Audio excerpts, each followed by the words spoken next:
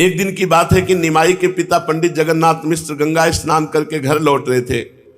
उन्होंने अपने घर के समीप एक परदेसी ब्राह्मण को देखा। देखने में वो ब्राह्मण किसी शुभ तीर्थ का प्रतीत होता था। उसके चेहरे पर तेज था, माथे पर चंदन का तिलक था, गले में तुलसी की माला थी, मुख से प्रतिक्षण भगवान नाम जप कर रहा था। मिश्र जी ने ब्राह्मण को देखकर नम्रतापूर्वक उसके चरणों में प्रणाम किया और अपने यहाँ आतिथ्य स्वीकार करने की प्रार्थना की। मिश्र जी के शील स्वभाव को देखकर ब्राह्मण ने उनका अतिथि होना स्वीकार किया और वे उनके साथ ही साथ घर में आए। घर पहुंचकर मिश्र जी ने ब्राह्मण के चरणों को धोया, उस जल को अपने परिवार के सहित सिर पर चढ़ाया, घर में छिड़का, आचमन किया। इसके अनंतर विधिवत अर्घपाद्य आचमनी तथा फल फूल के द्वारा ब्राह्मण की पूजा की। पश्चात भोजन बना लेने की भी प्रार्थना की। ब्राह्मण ने भोजन बनाना स्वीकार कर लिया। सची देवी ने घर के दूसरी ओर लीप पोत कर ब्राह्मण की रसोई की सभी सामग्री जुटा दी। पैर धोकर ब्राह्मण देव रसोई में गए। दाल बनाई, चावल बनाया, साग बनाया, आलू भूनकर उनका भुर्ता बना लिया। सची देवी ने पापड़ दे दिया, उन्हें भूनकर ब्राह्मण ने को रख दिया। सब सामग्री बन जाने पर ब्राह्मण ने एक बड़ी थाल में चावल निकाले, दाल भी हांडी से निकालकर थाली में रखी, केले के पत्ते पर शाक और भुर्ता रखा, भुने पापड़ रखे और आसन में बैठ गए। सभी पदार्थों में तुलसी पत्र डाले, आचमन करके भगवान का ध्यान करते हुए आवाहन किया। आंखें बंद करके सभी पदार्थों को विष्णु भगवान के अर्पण करने लगे। इतने में घुटनों के बल धीरे धीरे चलते हुए चुपके से निमाई जी आए और सब भोग पाने लगे। ब्राह्मण ने जब कुछ आवाज सुनी तो आंख खोल के देखा तो सामने ये भोग पा रहे हैं। ब्राह्मण एकदम चौंक उठा, जोर से कहने लगा, अरे ये क्या हो गया। इतना ही सुनते ही निमाई भयभीत की भांति वहां से भागने लगे। मिश्र जी दौड़े, हाय हाय इसने सब रसोई अपवित्र कर दी। कोलाहल सुनकर सची देवी भी वहां आ गई। मिश्र जी बालक निमाई को मारने के लिए दौड़े। निमाई जल्दी से जाकर माता के गोद में लिपट गए। इतने में ब्राह्मण आ गए। उन्होंने मिश्र जी को पकड़ लिया और बड़े प्रेम से कहने लगे, आप तो पंडित हैं, सब जानते हैं, भला बच्चे को चौके चूल्हे का क्या ज्ञान। इसके ऊपर आप गुस्सा न करें, भोजन की बात है, थोड़ा चना चरवण खाकर जल पी लेते हैं। सभी को बड़ा दुख हुआ। आसपास के 2-4 और ब्राह्मण आ गए। सभी ने मिलकर ब्राह्मण से फिर प्रार्थना की। सभी की बात को ब्राह्मण टाल न सके। अब दूसरी बार फिर रसोई पवित्र की गई, सब सामग्री रखी गई और वो बनाने के लिए राजी हो गए। सची देवी ने जल्दी से चौका लगाया। ब्राह्मण देवता, बड़ी पवित्रता होती थी पहले, पुनः स्नान किए, कपड़ा बदले और फिर रसोई बनाई। 4-5 बज गए। सची देवी ने निमाई को पल भर के लिए भी इधर उधर नहीं जाने दिया। संयोग की बात, वो किसी काम से थोड़ी देर के लिए भीतर गई और ब्राह्मण रसोई तैयार करके भोग अर्पण कर रहे थे। आंखें बंद कर ध्यान कर रहे थे। खटपट सुनाई दी तो आंख खोल कर देखा तो फिर दाल भात। निमाई पंडित अब तो उसके हृदय में, और खा ही नहीं रहे, खा भी रहे और अपने शरीर में भी लगा रहे दाल भात सब ऐसे। भीतर से सच्ची माता आयो, देखा अरे गड़बड़ हो गया। इतना पवित्र तपस्वी ब्राह्मण 2 बार तो रसोई बना चुका है। दाल से समय निमाई को देखकर हाय हाय करने लगी। मिश्र जी भी आ गए। अब वे अपने गुस्से को न रोक सके, जोर से निमाई का हाथ पकड़ लिया और तमाचा मारने को हुए तो ब्राह्मण ने दोनों हाथ पकड़कर विनती करके कहा कि आपको हमारी कसम है अगर बच्चे पर हाथ उठावें। भला अबोध बालक को क्या पता, रहने दीजिए, आज मेरे भाग्य में आपके यहाँ का भोजन नहीं बना है। निमाई डरे हुए माता की गोदी में चुपचाप चिपटे हुए थे और बीच बीच में पिताजी की ओर देख लेते थे डरते हुए कि उनका गुस्सा शांत हुआ कि नहीं। माता को उनकी डरी हुई भोली भाली सूरत पर बड़ी दया आ रही थी, इसलिए वे कुछ भी न कहकर चुपचाप उन्हें गोद में लिए खड़ी थी। ब्राह्मण के आने के पूर्व ही विश्वरूप भोजन करके पाठशाला में पढ़ने के लिए चले गए थे। विश्वरूप बड़े भाई है। उसी समय वो लौट आए। आकर उन्होंने अतिथि ब्राह्मण के चरणों को स्पर्श करके प्रणाम किया और चुपचाप एक ओर खड़े हो गए। ये बड़े शांत गंभीर। महाप्रभु चैतन्य देव वैसे ही चंचल। उनके सौंदर्य तेज और मिश्र जी से पूछा ब्राह्मण, ये तेजस्वी देव कुमार ब्राह्मण बालक किसका है। मिश्र जी ने कहा आपका ही है। ब्राह्मण एकटक देखते रह गए। विश्वरूप के तेज को देखकर के प्रभावित हो गए और धीरे धीरे विश्वरूप को सब बातें पता चली कि ब्राह्मण 2 बार रसोई बनाए ऐसा ऐसा। तब विश्वरूप जी ने हाथ जोड़कर ब्राह्मण देवता से कहा, महाराज अब की बार मैं पकड़ कर रखूंगा और मेरे आग्रह से भोजन बना लो। मैं पूरी जिम्मेवारी लेता हूं, अब की बारी आपकी रसोई में भी नहीं घुसेगा, किसी प्रकार का विघ्न नहीं होगा।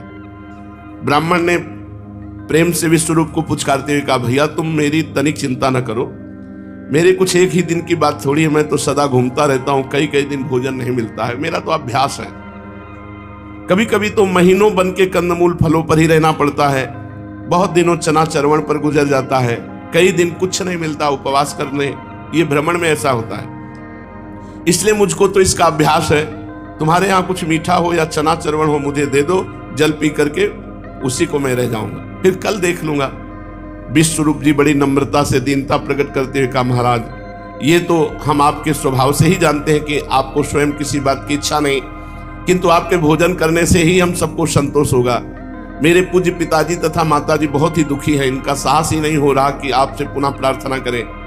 इन सबको भी संतोष हो सकेगा जब आप स्वयं बनाकर फिर भोजन करें, अपने लिए नहीं किंतु हमारी प्रसन्नता के निमित्त आप भोजन बनावें। अच्छा, ऐसा भी नहीं कि मिश्र जी हैं इन्हीं के हाथ का बनना है, स्वपाकी अपने हाथ से बना के, बड़े तपस्वी होते थे ब्राह्मण जन। विश्वरूप जी ने जब बड़े प्रेम से ऐसा विनय भरी बात कही तो ब्राह्मण कुछ भी न कह सके, उन्होंने पुनः भोजन बनाना आरंभ किया। तीसरी बार अब की निमाई को रस्सी से बांध दिया गया कि बहुत चंचल है, जब तक ब्राह्मण भोजन न पा जाए तब तक। और विश्वरूप उनके पास रस्सी से बांध दिया कि भूल से भी इधर उधर नेत्र विश्वरूप के हो जाए तो चले जाएंगे, तो रस्सी से बांध दिया, जैसे यशोदा मैया ने ऊखल में बांध दिया था भगवान श्री कृष्ण को।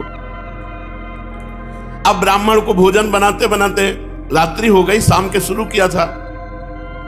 दैव गति से सब थके हुए दिन भर के थे, तो किस मैया को, जगन्नाथ मिश्र को नींद आ गई। ब्राह्मण देव भोजन बनाकर जो भी आंख मूंद कर भगवान का ध्यान किया तो साक्षात चतुर्भुज भगवान उनके सामने उपस्थित हो गए, और देखते देखते 4 भुजाओं की जगह 8 भुजाएं दृष्टिगोचर होने लगी। 4 भुजाओं में शंख, चक्र, गदा और पद्म विराजमान, एक हाथ में माखन दूसरे से खा रहे हैं और 2 हाथों से मुरली बजा रहे हैं, ऐसा अष्ट भुजा रूप। और भगवान हंसते हुए कहा, तू मुझे बुलाता है, मैं निमाई के रूप में तेरे पास आता हूं, तू मुझे पहचान नहीं पाता? अरे मैं तेरे ऊपर बहुत प्रसन्न हूं, इसलिए कृपा करने के लिए निमाई के रूप में मैं आता हूं, तुम मुझसे अपना अभीष्ट वर मांगो। गदगद कंठ हाथ जोड़े ब्राह्मण ने धीरे धीरे कहा, हे पुरुषोत्तम, आपकी माया अनंत है, भला मैं क्षुद्र प्राणी उसे कैसे समझ सकता हूं। हे निरंजन, मुझ अज्ञानी के ऊपर आपने इतनी कृपा की, मैं तो अपने को इसके सर्वथा अयोग्य समझता हूं। भगवान, मैंने ना कोई तप किया, ना कभी ध्यान किया, न जप किया, न दान, न धर्म, न पूजा, न पाठ, मैंने आपकी प्रसन्नता के निमित्त कुछ भी तो नहीं किया, फिर भी मुझ दीनहीन कंगाल पर आपने इतनी कृपा की, इसे मैं आपकी स्वाभाविक करुणा ही समझता हूँ। मेरा कोई ऐसा महान साधन तो नहीं था जिससे आपके दर्शन हो सके। हे नाथ, यदि आप मुझे वरदान देना ही चाहते हैं तो मैं यही वरदान मांगता हूँ कि आपकी मंजुल मूर्ति मेरे मन मंदिर में सदा बनी रहे। एवमस्तु। ऐसा कहकर भगवान उनके ध्यान में अंतर्धान हो गए। ब्राह्मण बड़े ही आनंद और उल्लास के साथ भोजन किया। इतने में ही माता आदि की आंखें खुली तो निमाई को पास ही सोता देखकर उनको बड़ी प्रसन्नता हुई। जब देखा कि ब्राह्मण बड़े प्रेम से प्रसाद पाकर निवृत्त हो गए हैं तब तो उन्हें परम संतोष हुआ। प्रातःकाल ब्राह्मण देवता निमाई को मन ही मन प्रणाम करके चले गए और जब तक वे रहे नित्य प्रति किसी न किसी बहाने आकर निमाई के दर्शन कर जाते थे। ऐसे बड़भागी भक्तों के दर्शन सदगृहस्थियों को ही कभी कभी हुआ करते हैं। अब निमाई पंडित बोलने भी लगे थे। स्त्रियां खिलाते खिलाते कहती, निमाई तो किसी के भी हाथ का चावल खा लेता है, तेरा विवाह भी ना होगा और बहू भी ना आवेगी, ऐसे किसी के हाथ के चावल को नहीं खाते हैं ब्राह्मण लोग। देख, ब्राह्मण के बालक खूब पवित्रता से रहते हैं, तू अच्छी तरह रहेगा, उपद्रव न करेगा तो बटुआ सी तेरी बहू आएगी, झुनझुन करती हुई घर में घूमेगी। अब बदमाशी करेगा तो तेरा ब्याह नहीं होगा। निमाई धीरे धीरे से कहने लगते, हमें ब्राह्मण पने से क्या, हम तो ग्वाल बाल हैं, ग्वालों की ही तरह जहां मिल जाता है खा लेते हैं, चलो तुम खवा दो, तुम्हारे घर का खा लेंगे। ये सुनकर सभी हंसने लगती और निमाई को मिठाई आदि चीजें खाने को देती। इतनी चंचलता करते रहने पर भी सबका प्यार निमाई के प्रति अधिकाधिक बढ़ता ही जाता था। निमाई की चंचलता में माता पिता को एक अपूर्व आनंद आता था। मिश्र जी तो मनुष्य के स्वभाव के कारण कभी कभी बहुत चंचलता से ऊब करके नाराज भी हो जाते, किंतु माता का हृदय तो सदा बच्चे की बातें सुनने के लिए छटपटाता ही रहता है। सच है, बच्चे की बोली में मोहिनी विद्या है। संसार में बच्चे की तोतली बोली से बढ़कर बहुमूल्य वस्तु और कोई हो ही नहीं सकती। देखा गया है, प्रायः माता का सबसे छोटी संतान पर बहुत अधिक ममत्व होता है। निमाई मिश्र जी की वृद्धावस्था में उत्पन्न हुए थे, इसलिए उनका भी इनके प्रति आवश्यकता से अधिक स्नेह था। इतनी चंचलता करने पर भी मिश्र जी उन्हें बहुत अधिक डांटते फटकारते नहीं थे, इसलिए ये मिश्र जी के सामने भी चंचलता करने में नहीं चूकते थे। सबसे अधिक तो ये माता के सामने उपद्रव करते। माता के सामने इन्हें तनिक भी संकोच नहीं होता। पिता के सामने थोड़ा संकोच करते और भाई विश्वरूप के सामने तो कभी उपद्रव ही नहीं करते। उनके सामने तो गंभीर और शांत रहते, उनसे तो ये बहुत ही अधिक संकोच करते। विश्वरूप भी इनसे अत्यधिक स्नेह करते, किंतु वह स्नेह अव्यक्त होता। प्रायः वो अपने प्रेम को लोगों के सामने प्रकट नहीं करते थे। निमाई भी ऐसे ही उनका मन मन बहुत आदर करते थे। उनके आते ही भोले भाले बालक की तरह चुपचाप उनके पास बैठ जाते या बाहर उठकर चले जाते। अब ये पिताजी के साथ गंगा स्नान करने को भी जाने लगे। विश्वरूप सबकी धोती, तेल और भींगे आंवले लेकर आगे आगे चलते और मिश्र जी उनके पीछे होते। निमाई कभी तो पिताजी की उंगली पकड़कर चलते, कभी भाई का वस्त्र पकड़े हुए चलते। रास्ते में चलते हुए इधर उधर देखते जाते। पिताजी से भांति भांति की ऊटपटांग प्रश्न भी करते जाते। मिश्र जी किसी का तो उत्तर दे देते और किसी का टाल देते। कभी कभी आप दोनों से अलग होकर चलने लगते। इस पर विश्वरूप इन्हें बुलाकर झट से गोद में ले लेते। गंगा स्नान करके मिश्र जी तथा विश्वरूप ये संध्या वंदन करते। ये भी बैठकर उन्हीं की तरह करते।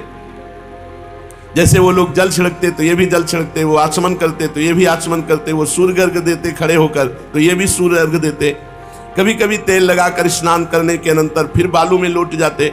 पिता फिर से इन्हें स्नान कराते। घर में आकर ये सब बातें अपनी माता से कहते। स्त्रियां पूछती, बेटा निमाई तुमने संध्या की? तब आप पद्मासन लगाकर बैठ जाते और आंखें बंद करके धीरे धीरे ओठ हिलाने लगते और नाक बंद करके प्राणायाम का अभिनय करते। जब ये छोटे छोटे हाथों को उठाकर सूर्य की ओर टकटकी लगाकर उपस्थान का ढंग दिखाते तब स्त्रियां हंसने लगती। इसी प्रकार ये जिसकी भी किसी की भी नकल करते। बड़ा चांचल्य, बड़ा हंसी आनंद। एक दिन मिश्र जी के साथ ये गंगा स्नान करने गए। स्नान करने के अनंतर मिश्र जी प्रायः पास के भगवान के मंदिर में दर्शन करने जाया करते थे। ये भी शाम के समय कभी कभी बालकों के साथ उसमें आरती देखने और प्रसाद लेने चले जाते थे। आज दोपहर को भी ये मिश्र जी के साथ मंदिर में चले गए। मिश्र जी ने जिस प्रकार साष्टांग प्रणाम किया उसी प्रकार इन्होंने भी किया। उन्होंने प्रदक्षिणा की, तब ये भी प्रदक्षिणा करने लगे। पिताजी को हाथ बांधे देकर इन्होंने भी हाथ जोड़ लिया और इधर उधर देखते भालते हाथ जोड़े जगन मोहन में बैठ गए। पुजारी जी ने मिश्र जी को चम्मच में थोड़ा केसर कपूर मिश्रित प्रसादी चंदन दिया। इनका ध्यान तो उस तरफ था ही नहीं। ये तो ना जाने किस चीज को देख रहे थे। पुजारी जी ने थोड़ा सा चंदन इन्हें भी दिया। इन्होंने कुछ खाने की चीज पंचामृता समझकर हाथ फैलाया और चंदन को ग्रहण किया और चट से उसे पा लिया। पुजारी जी और मिश्र जी देखकर हंसने लगे। कड़ुआ लगने से ये वहीं थू थू करने लगे। कैसा प्रसाद है? और गुस्सा दिखाते हुए बोले, कड़ुआ कड़ुआ प्रसाद पुजारी जी ने जाने आज कहाँ से दे दिया। मिश्र जी ने हंसते कहा, यह प्रसाद नहीं है, प्रसादी चंदन है। इसे लगाना चाहिए, खाना नहीं चाहिए। इसे मस्तक पर लगाते हैं। आपने मुंह बना के कहा तो हमें पहले क्यों नहीं बताया कि इसे मस्तक पर लगाना चाहिए। पुजारी जी ने जल्दी से इन्हें एक पेड़ा दिया। फिर ये पाकर खुश हो गए। घर आकर माता जी से इन्होंने सभी बातें कही। अब धीरे धीरे और बड़े हो गए। अकेले गंगा जी पर चले जाते और वहां घंटों नाम कीर्तन करते। बच्चों के साथ एकत्रित होकर नाम कीर्तन करते और दो दो तीन तीन बार गंगा स्नान करते। कभी कभी बालू के लड्डू बना बनाकर अपने साथ के लड़कों को मारते, खेलते। गंगा जी में पत्र पुष्प निकाल निकाल कर उनमें से बालू में बाग बनाते और नाना प्रकार की बाल लीलाएं करते। मिश्र जी ने बहुत समझाते कि बेटा पढ़ना लिखना चाहिए, किंतु ये उनकी बातों पर ध्यान ही न देते। दिन भर बालकों के साथ खेला ही करते। एक दिन मिश्र जी को इन पर बड़ा गुस्सा आया। ये इन्हें पीटने के लिए गंगा किनारे गए। सची देवी जी ने देखा मिश्र जी को बहुत क्रोध है, वे भी गंगा किनारे उनके पीछे पीछे चल दी।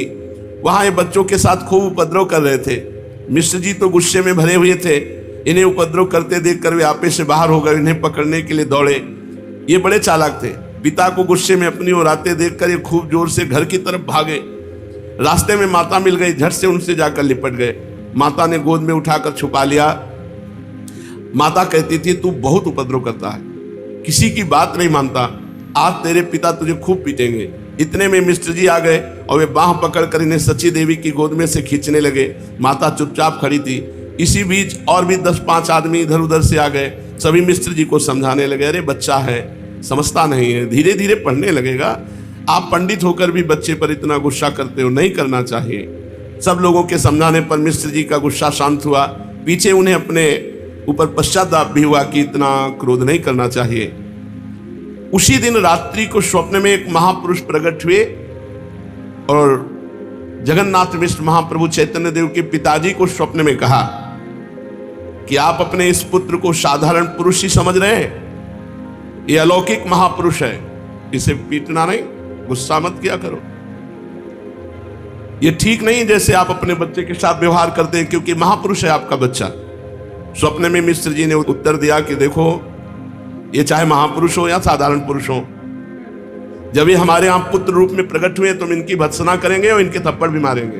ये हमें अधिकार दिया है, जब हमारे पुत्र रूप में प्रकट हुए तो हम इनको डांटेंगे भी, इनको पीटेंगे भी। ये हमारा धर्म है, पुत्र को शिक्षा देना, इसलिए शिक्षा देने के निमित्त हम ऐसा जरूर करेंगे। दिव्य पुरुष ने कहा इन्हें कुछ सीखना नहीं है, ये सब सीखे सिखाए महापुरुष हैं, इन्हें कुछ पढ़ना नहीं है, सब शास्त्र इनके कंठ में विराजमान है, आप इन्हें व्यर्थ में परेशान मत किया करें।